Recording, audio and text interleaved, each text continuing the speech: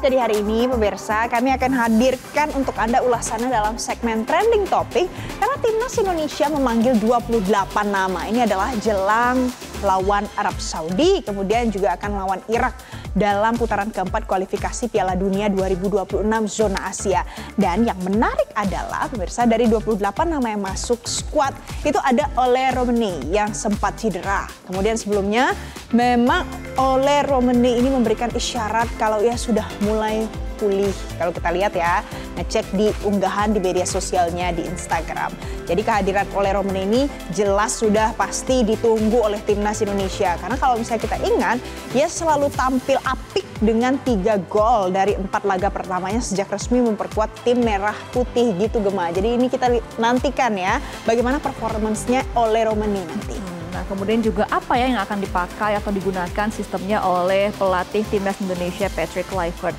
Nah pemirsa, jadi Patrick Kluivert ini mencoret 7 nama yang kerap menjadi bagian dari skuad Garuda.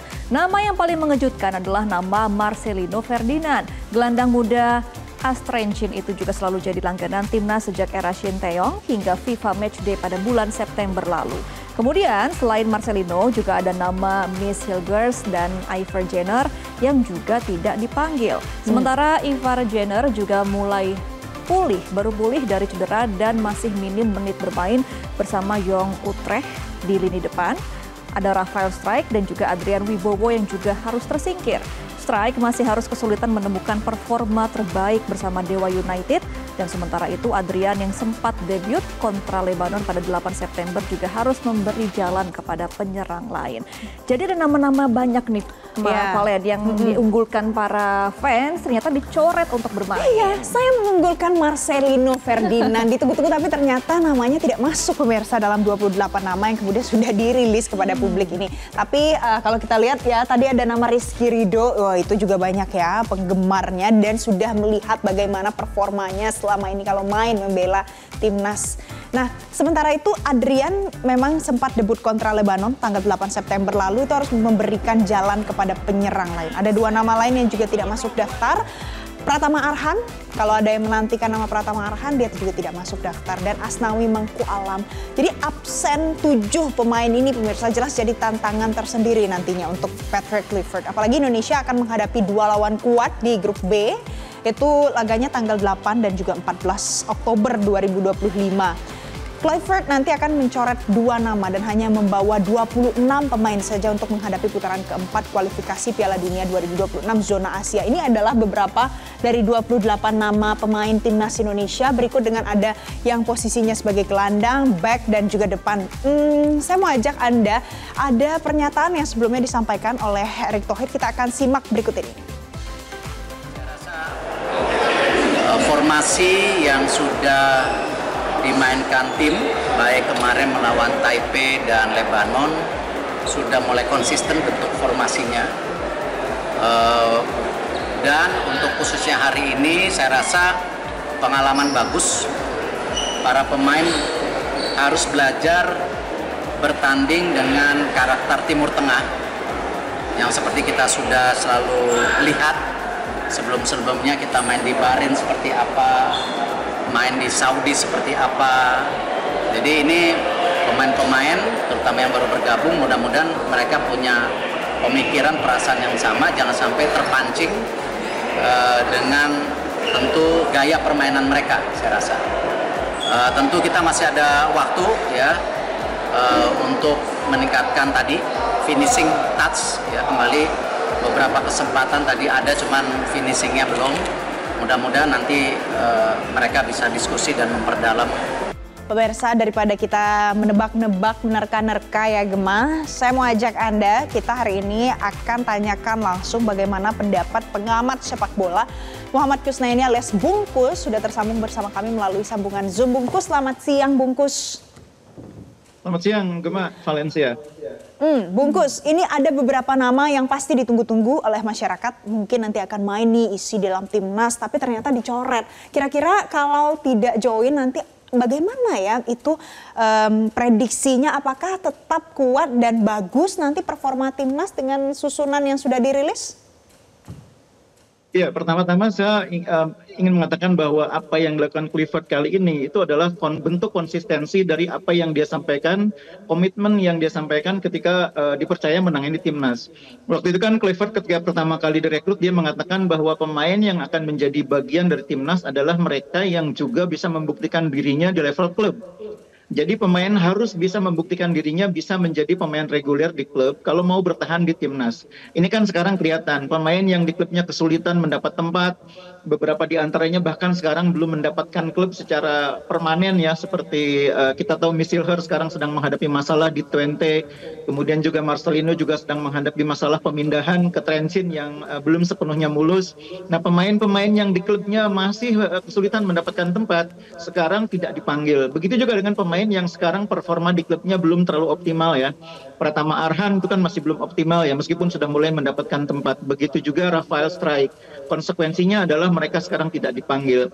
Jadi ini adalah bentuk konsistensi sikap Clifford yang mengutamakan pemain yang mendapat tempat reguler di klubnya. Itu bagus buat timnas, karena pemain kalau di klubnya saja jarang bermain, tentu ketika dipanggil timnas akan ada sedikit masalah dengan kebugaran dan ketajaman bermainnya. Nah, waktu di timnas itu kan nggak lama. Biasanya pemain dipanggil timnas itu hanya punya waktu berkumpul 3-6 hari langsung bermain.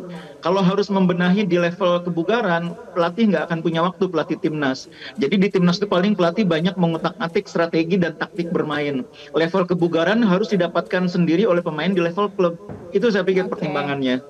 Oke, nah Bungkus kan pertandingan nanti melawan Arab Saudi kan tanggal 9 Oktober nih, nggak nyampe 2 minggu untuk latihan. Mepet nih waktu latihannya. Sistem apa nih baik yang dipakai dengan jajaran yang udah dipilih sama nama-nama Patrick Kluivert ini, Bungkus? Beberapa pemain bahkan masih akan ada jadwal pertandingan kan sampai awal Oktober ya, sampai tanggal 3, 2 atau 3. Sehingga ketika sampai di Jakarta mungkin waktu untuk berkumpulnya mungkin tidak sampai seminggu, hanya 4-5 hari. Itu salah satu alasan yang membuat pelatih tidak memprioritaskan pemain yang di klubnya level kebugarannya belum terbentuk.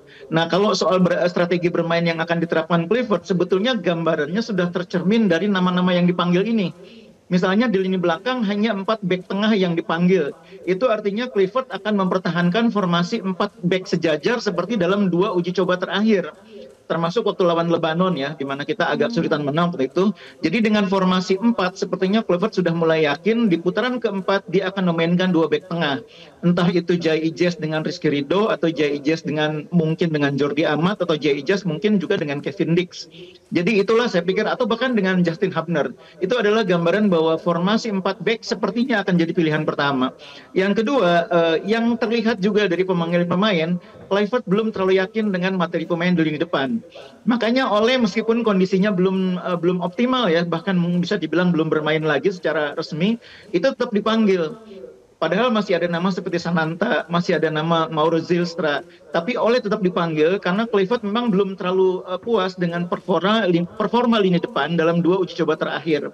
Nah, itulah saya pikir gambaran yang tercermin dari pemanggilan ini, di mana formasinya kemungkinan besar akan 4-2-3-1 seperti dalam 2 uji coba terakhir. Dan di posisi Marcelino yang sekarang tidak dipanggil, sepertinya Eliano disiapkan sebagai salah satu alternatif. Karena kemarin dalam 2 uji coba, Eliano main di posisi nomor 10. 4-2-3-1 menurut saya akan menjadi gambaran permainan timnas di laga melawan Arab Saudi maupun Irak. Jadi nama-nama sekarang sudah dipilih. Ada nama Ole Romeni yang kemarin dia baru saja selesai dari cederanya, baru sembuh dari cedera. Kalau sudah dengan formasi seperti ini, Bungkus, apa yang harus dipersiapkan lebih oleh timnas kita kali ini? Dari sisi mananya supaya performanya nanti bisa ya yang jor-joran gitu untuk pertandingan selanjutnya?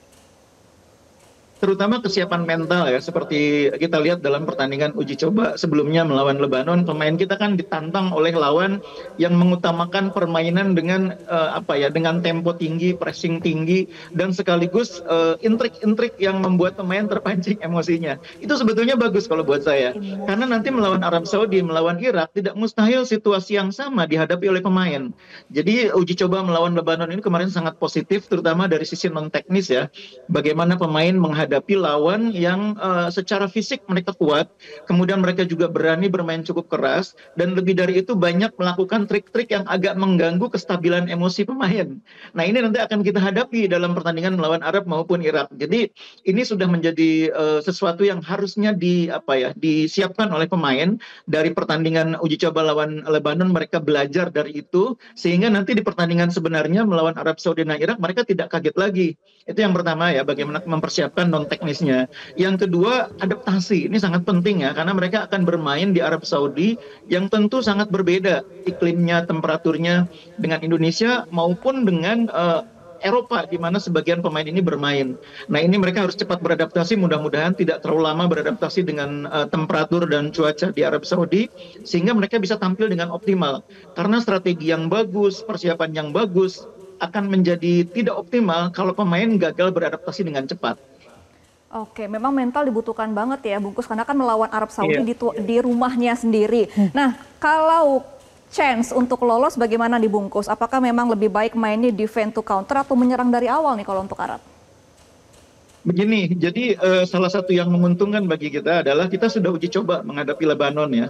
Tim yang karakter mainnya agak mirip dengan Arab Saudi, agak mirip juga dengan Irak ya. Itu pelajaran yang sangat penting. Yang kedua, kita sudah 2 kali menghadapi Arab Saudi dan 1 diantaranya menang. Jadi ini menurut saya ada sedikit keuntungan yang diperoleh oleh tim ini karena sudah menghadapi lawan-lawan dengan karakter yang agak serupa dengan calon lawan di putaran keempat. Karena itu saya berharap pelajaran yang didapat dari laga melawan Bahrain, melawan Arab, termasuk lawan Lebanon itu betul-betul dicatat dan dipelajari oleh Coach Clifford dan jajaran pelatih untuk menemukan resep yang tepat menghadapi cara main tim-tim dari Timur Tengah.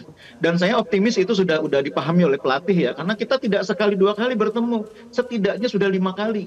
2 kali melawan Bahrain, 2 kali melawan Arab Saudi, dan 1 kali melawan Lebanon.